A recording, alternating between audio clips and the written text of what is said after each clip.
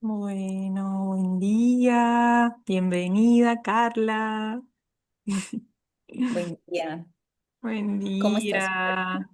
Muy emocionada de volver a retomar este proyecto que me encanta, que me apasiona y nada, agradecerte desde el corazón por aceptar la invitación, por estar acá hoy, por tu tiempo, tu apertura. Con mucho gusto.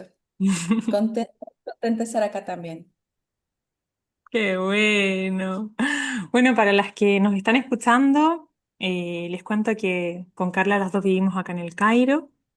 Carla es de profesión psicóloga y ella se ha dedicado el último tiempo a participar en organizaciones de ayuda humanitaria, situaciones en contexto de guerra. eh, Se ha movido últimamente por distintos países y cuando escuché su recorrido, su trayectoria, me instantáneamente surgió mucha curiosidad como por escuchar un poco más y ver un poco cómo ha sido para ella este recorrido que seguro ha sido muy transformador y es algo quizás con lo que nos podemos de alguna manera conectar. Eh, Así que bienvenida hoy. Eh, Me gustaría quizás partir este espacio preguntándote un poco, Carla, cómo llegaste a trabajar en contextos así. ¿Cuál fue el llamado? ¿Cómo fue que la vida te llevó a trabajar en estas organizaciones, en este contexto? Es una pregunta común con la que me he encontrado cada vez que llego a un nuevo país. El equipo del país me pregunta, ¿pero qué haces aquí? ¿Por qué has venido? Y me sorprende porque para mí es natural. Ha sido un camino que naturalmente ha llegado hasta estar involucrada en la respuesta humanitaria en diferentes contextos, porque siempre el ser parte de una respuesta comunitaria que apoye, que alivie, que transforme una realidad difícil ha sido parte de mi vida. Y creo que es algo con lo que he estado familiarizada desde casa, desde ver la solidaridad que naturalmente se da entre las familias, entre la comunidad para apoyar en momentos difíciles. Ese ha sido un valor muy importante que puedo decir con mucha alegría y gratitud que ha sido transmitido por mis abuelos, por mis padres. Y en realidad yo me siento afortunada de poder haber encontrado un camino en donde eso que es tan importante, ese valor tan importante que viene no solo de la familia, sino de la comunidad misma, me haya permitido también encontrar un lugar de trabajo en el que se combinan estos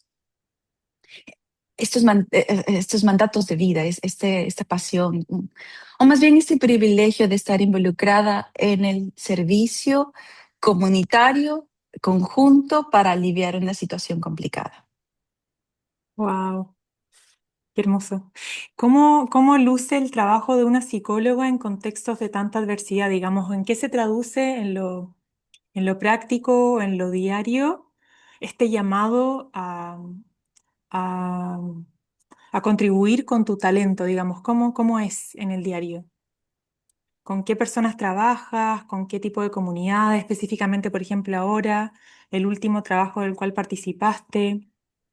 ¿Cuál es la intervención específica, digamos? Hay distintos roles que un profesional en la salud mental puede asumir y es muy importante ha sido muy bueno evidenciar cómo en los últimos años la atención a la salud mental ha ganado mayor reconocimiento. Si bien la ayuda humanitaria institucionalmente ha estado presente ya hace 200 años, la atención a la salud mental como un área específica es literalmente, relativamente reciente. Es a partir de los 90 cuando se le empieza a dar un nombre a la intervención, mientras a llevar ayuda médica, llevar asistencia en materia, en agua, en comida, era muy fácilmente comprendido llevar o tener personas directamente destinadas a la atención mental era algo no oficialmente reconocido o no necesariamente entendido y en muchos casos considerado como algo de segunda necesidad, algo que llega si es que hay los fondos, si es que hay el personal, porque lo vital es salvar la vida. Y gracias a que han habido muchos más estudios respecto a cuál es el impacto real en la salud mental de las personas que han sido afectadas por situaciones adversas y cómo esto se traduce en la vida, no solamente en ese instante de las personas, sino en la vida posterior y en el desarrollo de la comunidad, no solo de la persona que vivió, sino del amplio, del colectivo más afectado, es que se ha dado una mayor importancia. Ahora se sabe que eh, alrededor en 100 personas que han sido expuestas a una situación adversa, llámese esto un terremoto, un evento de guerra, inestabilidad social. Entre 100 personas, calcula la Organización Mundial de la Salud, 22 tendrán una afectación severa en su salud mental.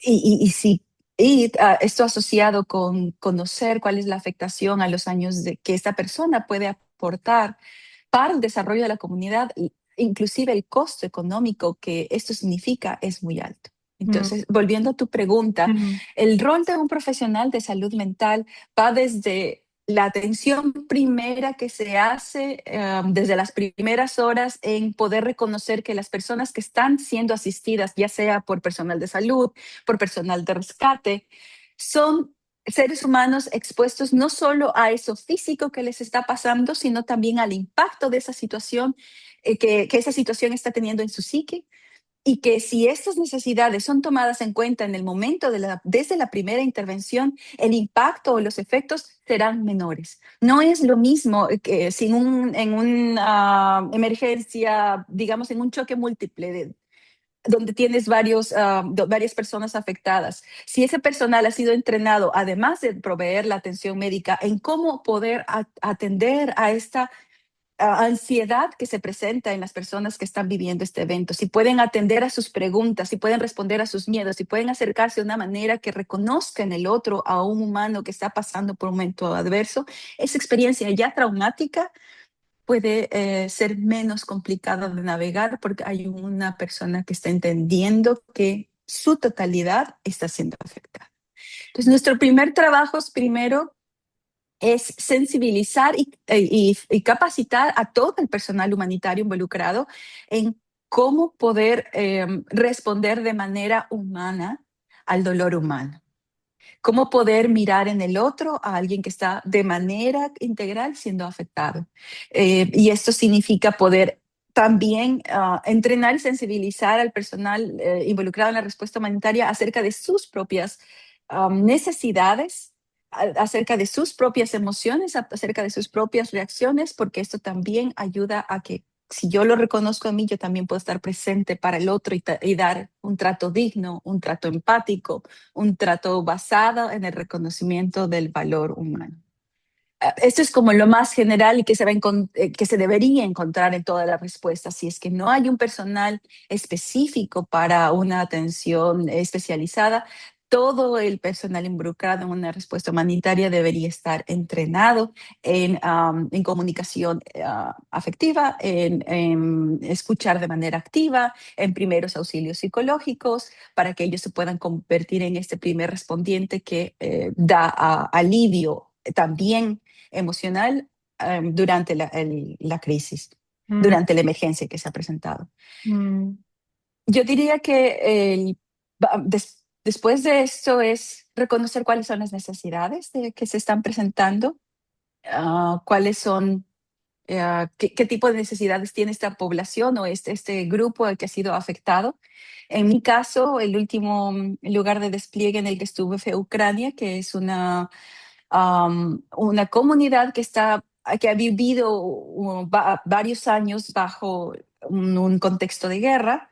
Mi papel al llegar al lugar donde yo fui asignada fue primero evaluar cuáles eran las necesidades de la comunidad y esto es vital para no llegar allá con una idea preconcebida de que lo que necesita esta comunidad son A, B, C, D, sino primero sentarse y a entender cuáles son las reales necesidades de estas personas, con qué recursos cuentan, en dónde hay vacíos y cuál puede ser nuestra respuesta para poder ayudar con el uso de esos recursos a atender esas necesidades y crear capacidades en donde hemos encontrado um, que no hay, que hay vacíos para poder Mm, atender. Esa fue mi primera tarea, hacer la evaluación de necesidades, evaluar los recursos y con esto, en conjunto, delinear la respuesta que se iba a dar en la localidad en donde yo estaba. Y esta respuesta es a multinivel, es decir, no es una sola cosa que se hace, no es una persona que empieza, abre una oficina y empieza a dar servicios de salud mental, sino que es una respuesta, primero, que tiene que ser integrada con los otros servicios, tanto los locales, hablemos por ejemplo de las municipalidades, las mm, escuelas, identificar cuáles son las fuentes de apoyo que tiene esta comunidad en muchos lugares. Los servicios religiosos son fuentes de apoyo. Entonces hay que identificar todos esos actores que ya proveen una atención a la comunidad y trabajar de manera integrada con ellos en multiniveles, es decir, con servicios más amplios que cubran a toda la comunidad. Pensando en el contexto de Ucrania, lo primero que hicimos fue empezar a capacitar a las personas que dan la cara a la comunidad, llámense maestros, consejeros, policías, equipo de salud. Les empezamos a capacitar en cómo cómo tener una escucha activa, cómo dar primeros auxilios psicológicos, cómo identificar necesidades de salud mental más específicas y cómo y a dónde derivar para saber que estas personas no se van a quedar desatendidas. sí. Entonces, esto ayuda a dar una atención a una población más amplia, no es, Mm, abarca a más personas porque ahora estos primeros respondientes que han sido capacitados van a ir a seguir atendiendo a la gente que ya estaba viendo. Entonces, esta es mm, una primera capa en donde hay una comunidad más amplia que se va beneficiando y luego se van haciendo servicios más específicos para personas con diferentes necesidades, por ejemplo, atendiendo a las personas desplazadas que tuvieron que salir de su casa, que experimentan múltiples pérdidas, no solamente pérdidas de los familiares que han fallecido a causa de la guerra, sino también la pérdida del espacio, la pérdida del hogar, la pérdida inclusive del idioma, la mm. pérdida de un lugar referente que les haga sentir seguros. Entonces, así se va organizando una respuesta más que parte desde atender a las necesidades de la población global e ir especificando hacia las necesidades más Más particulares. específica. Y Carla, me surgió también, bueno, a esta complejidad que es este trabajo como multisectorial, en red, siento que se le suma la complejidad de la barrera idiomática. En un trabajo así es tan esencial poder comunicarnos, porque al final lo que uno quiere es comunicar formas, maneras, pasos. ¿Cómo se maneja? O sea, yo te veo en Ucrania, en Gaza, con idiomas tan difíciles y no solo el idioma, la cultura en general, tan distinta. ¿Cómo hacen para realmente llegar a los corazones, a la comunidad? Son redes de translators, de traductores. ¿Cómo se maneja la barrera idiomática cultural en estos trabajos? Hay un papel muy importante que los facilitadores culturales e idiomáticos cumplen, porque no solamente es el poder comprender el significado de las palabras, sino poder entender eh, lo que la comunidad está o las personas están comunicando sin el uso de palabras, o Mm, entender cuáles son los códigos locales o cuáles son las reglas, las normas para poder entrar a una comunidad. Por ejemplo, hay lugares en donde una persona con cierto perfil no será tan no tendrá tanta bienvenida como personas con otro tipo de perfil. Por ejemplo, personas con mayor edad para hablar con, en una comunidad liderada por, o que tiene una estructura muy fuerte, esto es empezando en caso Ucrania. Um, y creo que una parte muy importante de nuestro trabajo primero es entender que estamos en una cultura distinta. Y digo, y parece que esto es obvio, pero no lo es. Nos Mm, hemos encontrado en muchas ocasiones en donde venimos con ideas preconcebidas de qué es lo que vamos a encontrar, lo que conocemos o nos han contado de cómo es la comunidad. Y desde de esas preconcepciones es que intentamos manejarnos y he visto el error de únicamente tratar de encontrar traductores de idioma que no es lo mismo que tener un mediador cultural que te ayuda a comprender cuáles son los códigos locales y en tan solo traducir lo que estamos diciendo hay una pérdida en el contenido de la comunicación. Te pongo un ejemplo. Hablar de salud mental en Ucrania es, cuando empecé a trabajar en la frontera del este, bordeando Ucrania con Rusia. um, la palabra psicólogo tenía un contexto muy negativo, mm, porque en años anteriores las unidades de salud mental habían sido usadas o la comunidad decía que habían sido usadas como una forma de represión o una forma de recluir a las personas que estaban en contra del gobierno. Entonces, cuando oían que un psicólogo quería establecer una intervención, especialmente en las personas adultas mayores, había una resistencia y fue una necesidad dejar de llamar a los profesionales, a pesar de que eran psicólogos, dejar de mm. llamarlos psicólogos y dejar de llamar la respuesta a una respuesta de salud mental, porque había una experiencia previa que ya ponía una barrera. Entonces, Wow. si en la primera instancia, cuando trabajamos tan solo con un traductor y la palabra psicólogo vino esta resistencia y la comunicación no fue efectiva.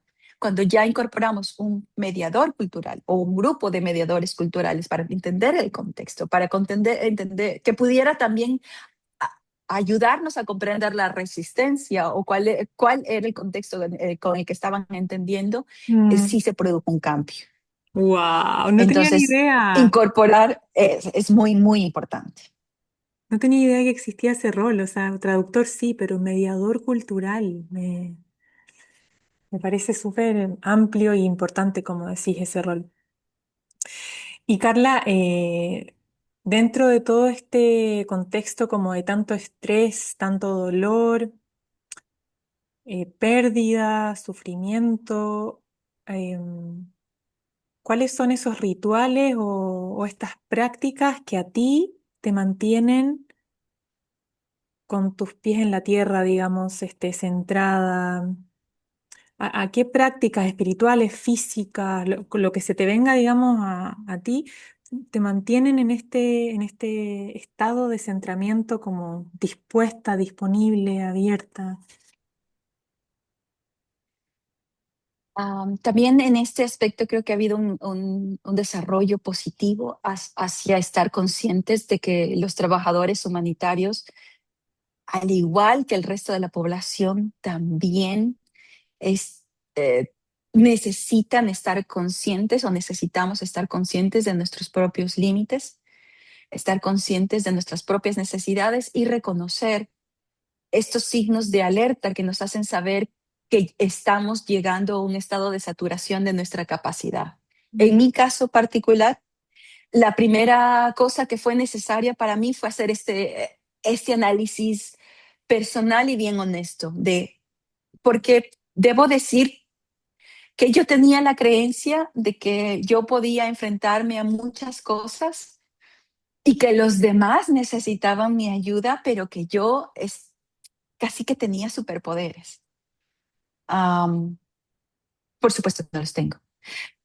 Pero tuve que llegar a un momento de una saturación física, emocional, mental, espiritual, que me hizo comprender que estas reglas o estos parámetros con los que trabajaba con la comunidad y con mis compañeros también aplicaban para mí. Y creo que en mi caso, y lo he visto en el caso de algunos colegas, compañeros, esta presunción de que a mí no me afecta como le afecta a los demás es un modo de protección, porque en el momento, por- porque reconocernos en fragilidad, reconocernos en vulnerabilidad nos hace sentir tal vez en un grado de vulnerabilidad que no sabemos cómo manejar, y por eso es muy importante primero tener un diálogo honesto, un reconocimiento honesto de nosotros mismos. Somos tan humanos, tan frágiles, tan propensos a ser afectados por la situación como todos los demás. Ese fue parece, como te decía, parece obvio, pero ese fue un paso que yo tuve que tomar de manera consciente. Mm, Entonces, primero fue eso, reconocer qué situaciones me estaban afectando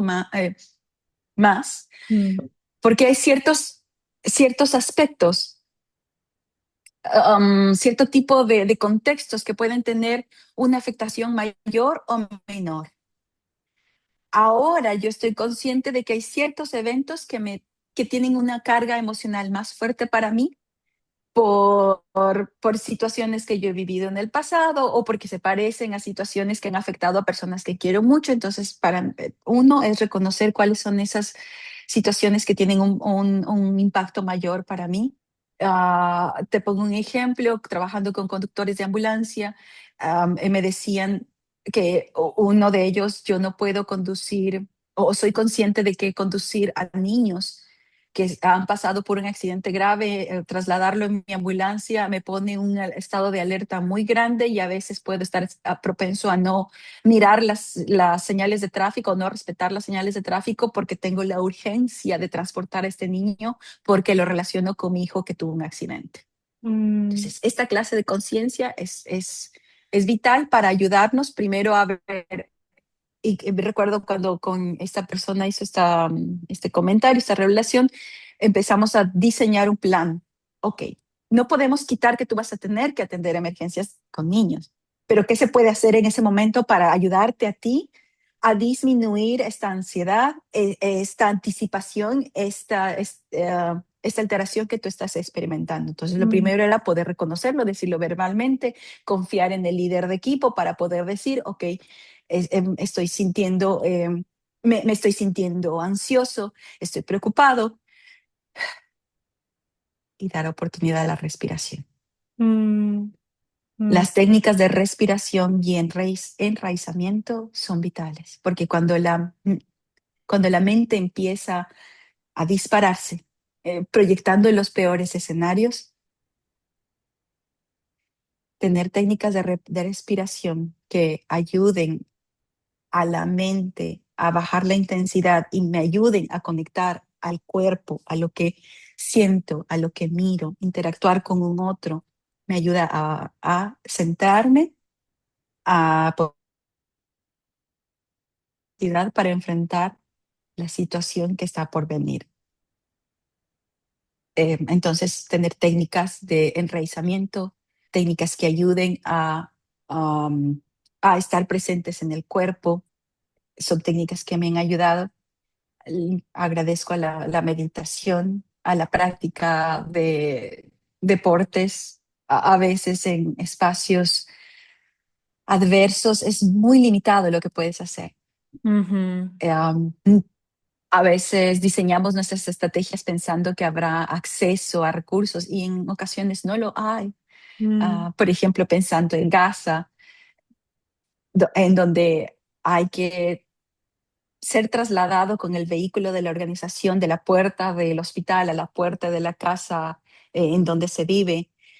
No hay esta oportunidad de caminar, voy a caminar para despejarme, no existe esa oportunidad. mm, O voy a inscribirme en un gimnasio, porque no los hay. Entonces, mm, hay que estar pendiente de qué recursos hay disponibles y dentro de ello, seguir aplicando el principio que nos ha ayudado. Por ejemplo, si a mí me encanta caminar y el espacio está limitado, puedo hacer otras prácticas físicas dentro de la casa, mantenerme en movimiento y no dejar de moverme porque no tengo a dónde ir. Entonces, por ejemplo, en ese caso, las organizaciones tienen que anticipar las necesidades de su personal y dotar caminadoras, Mm. de bicicletas estáticas, de materiales que van a ayudar a compensar todas las restricciones de afuera. Y si no es posible, porque no en todos los casos es posible tener o los recursos no permiten tener, entonces tener prácticas propias que involucren movimiento con lo que tenemos, que será nuestro cuerpo. Wow. Y creo que ha sido vital también tener a mis terapeutas. Y no digo uno, tengo un equipo. Dependiendo de mi necesidad, he sido inmensamente afortunada de tener profesionales a los que acudir dependiendo de la necesidad que estoy experimentando y estas personas también ha sido un cable a tierra muy importante porque no todo lo puedo procesar tan solo con los mecanismos y recursos que he adquirido. También he necesitado de recurrir a profesionales que me ayuden a procesar lo que estoy viviendo y que me ayuden a reconocer cuando tal vez mis límites están siendo o estoy sobrepasando mis capacidades. Así que tener también apoyo profesional es muy importante. Tener redes de supervisión a veces es complicado cuando nosotros somos el último um, que nosotros damos supervisión. Es Mm. importantísimo reconocer que sobre nosotros tiene mandatoriamente que estar alguien y si no hay alguien dentro de la organización, porque en mi caso yo estaba dirigiendo la respuesta de salud mental, entonces alguien externo tiene que proveerme esa supervisión porque siempre tenemos que poder, poder rendir cuentas a alguien en el sentido de cómo estoy yo también, no solamente de la calidad de la intervención, sino de cómo estoy viviendo yo como ser humano, como profesional, un contexto adverso.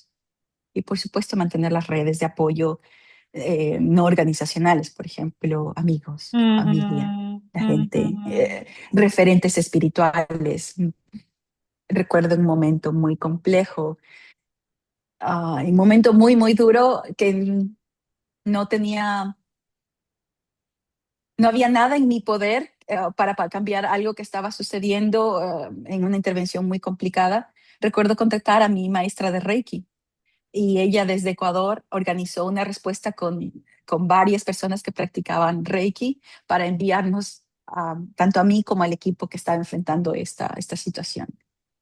Y eso también fue importante. Entonces, es tener diferentes referentes, redes de apoyo que me sostienen en el trabajo que hago, pero todo parte desde el reconocimiento de mi propia fragilidad y mi propia vulnerabilidad.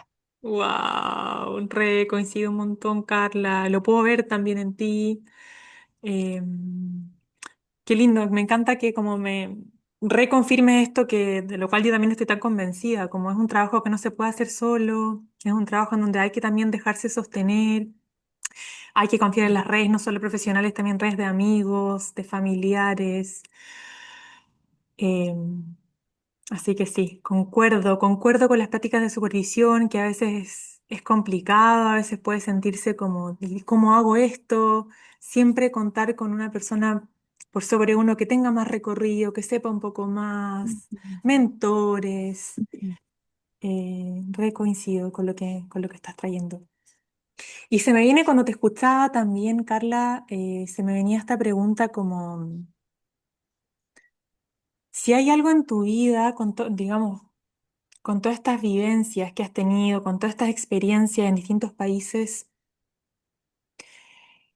¿hay algo que haya cambiado en relación a tu perspectiva sobre la vida, sobre el sufrimiento, sobre la muerte? ¿Hay alguna creencia o hay algún valor que la Carla de antes, la Carla de la universidad, por ejemplo, haya quizás pasado por alto y hoy día diga, wow, esto es distinto para mí hoy por todo lo que he vivido? Y esto, digamos, súper amplio, a cualquier orden, cualquier área de tu vida.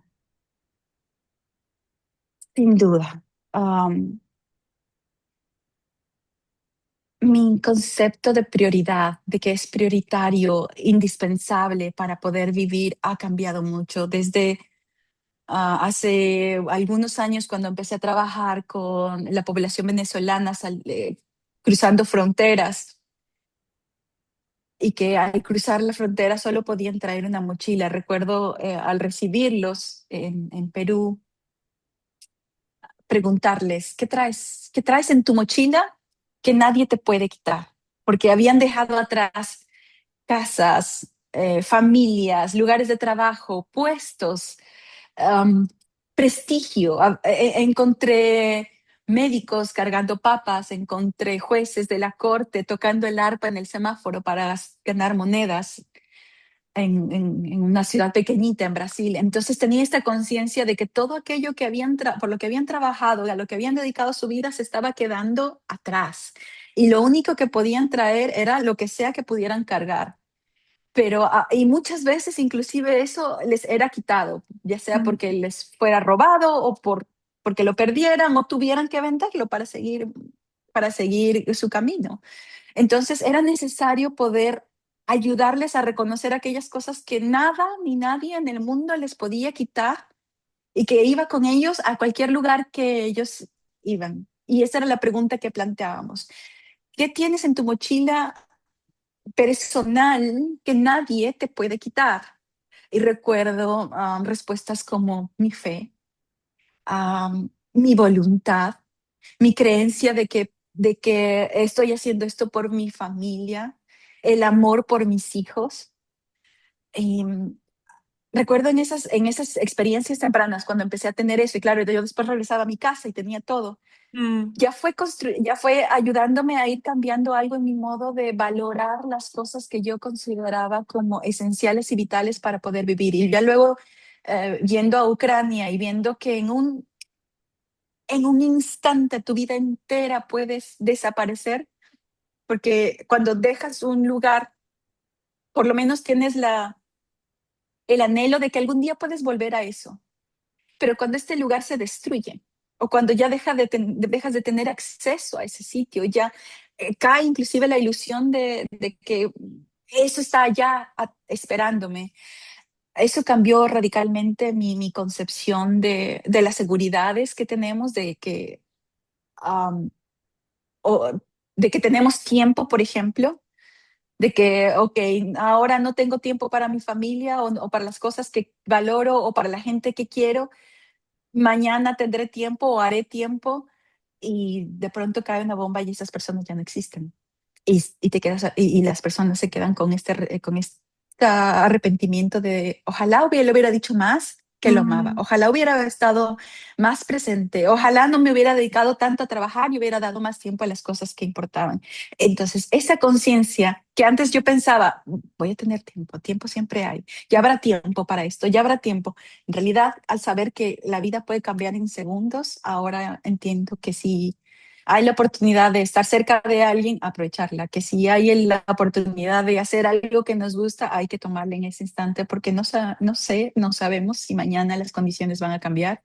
Y segundo, que aquellas cosas por las que trabajamos incesantemente en la vida pueden desaparecer y que si no cultivamos las cosas intangibles, los afectos, nuestra propia casa interna, si mm, toda nuestra seguridad, si toda nuestro orgullo incluso está afuera, corremos el riesgo de que si eso desaparece nos quedemos en un vacío difícil de navegar. Y también la muerte ha sido resignificada. Ahora sé que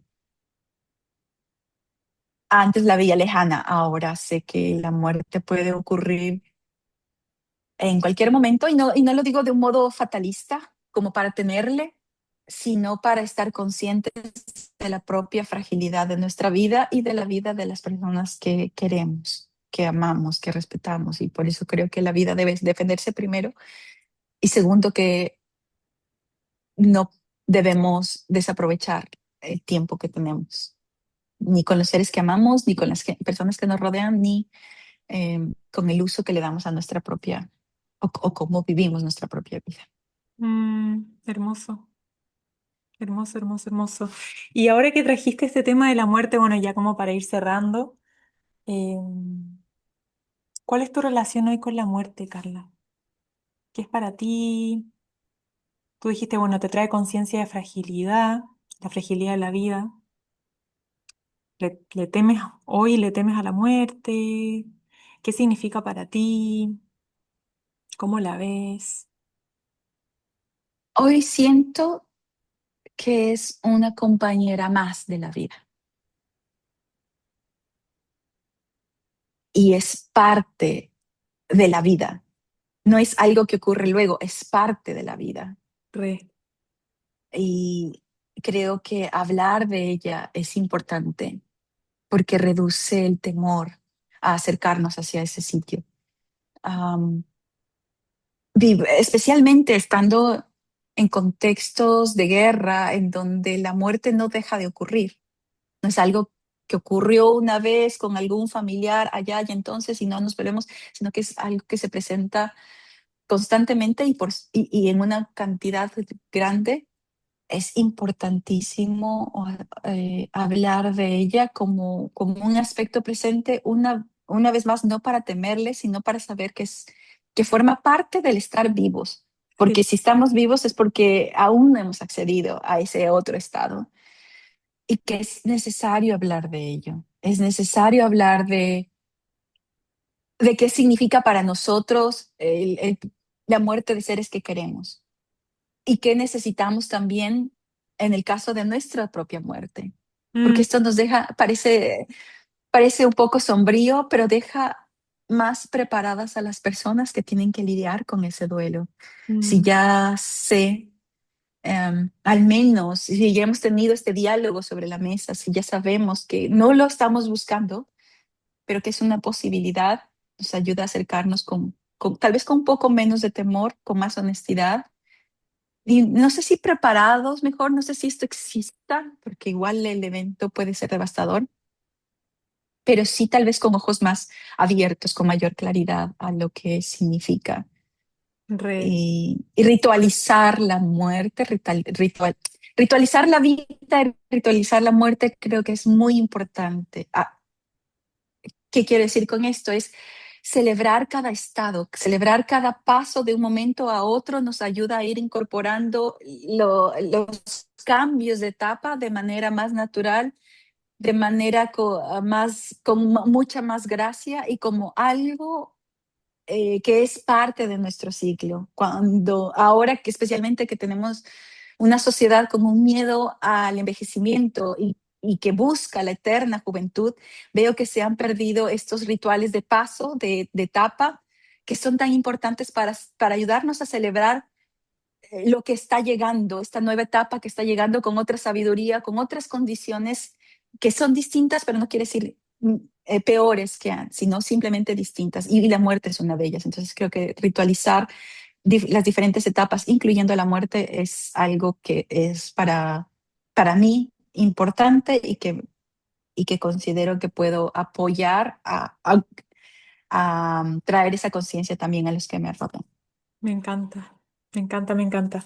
Algo que a mí también me ha hecho mucho sentido últimamente es incluir a los niños en esos rituales. Como yo siento que desde muy pequeña la muerte medio como que se me ocultó.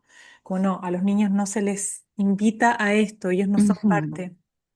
Y uno desde niño igual trae una sensibilidad, o sea, los niños se dan cuenta de mucho más de lo que uno cree, que ellos se dan cuenta y, por ejemplo, perder una mascota, invitar a los niños a enterrar esa mascota, o bueno, mudarse de país, bueno, y buscar maneras de traer a ese país que se perdió, al país del cual nos mudamos, ¿de qué ujú. manera lo traemos, lo invitamos, honramos la pérdida? Creo que los niños también, creo que empezar a concientizar desde pequeñitos abre también la mirada y el corazón a una aceptación de la muerte más natural, como decís tú, un poco como parte de la vida. Me hace eso mucho sentido. Mm.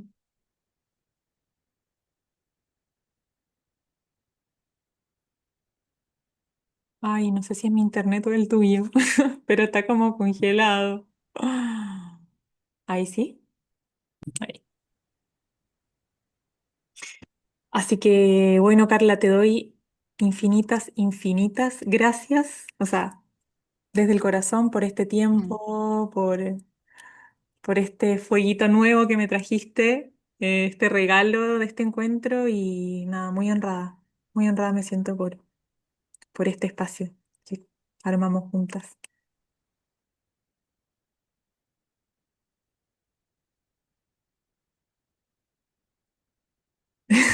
Y así un poco con el internet medio intermitente, me despido.